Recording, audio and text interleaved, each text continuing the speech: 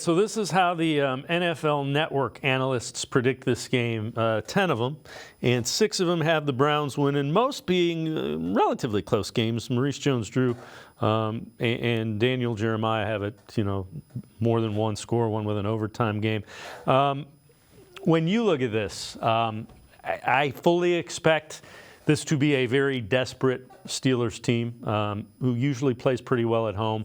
How do you expect this to play out?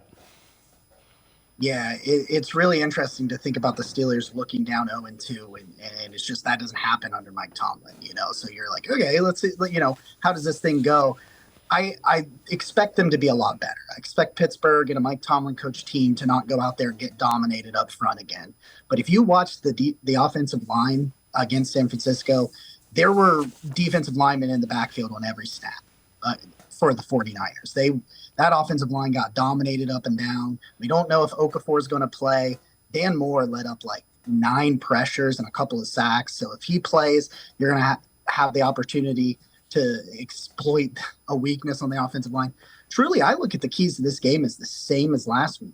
Their offensive line is not as good as Cincinnati's offensive line. And you've now got the opportunity to go out there and create even more pressure on Kenny Pickett, who held on to the ball for a long time last week. I mean, he was holding on to some of the longer snap to throws in the NFL last week. If you can do what you did and get in his face early and often, I got a 28-17 game. That's the way I look at it, where they'll battle for 3 quarters, and then the Browns will just wear them down with Nick Chubb in the 4th quarter, and they'll ice it away on the defense dominating up front again. Yeah, I think the Browns win a close game. I think it might be even a little lower scoring, 21-17, something like that.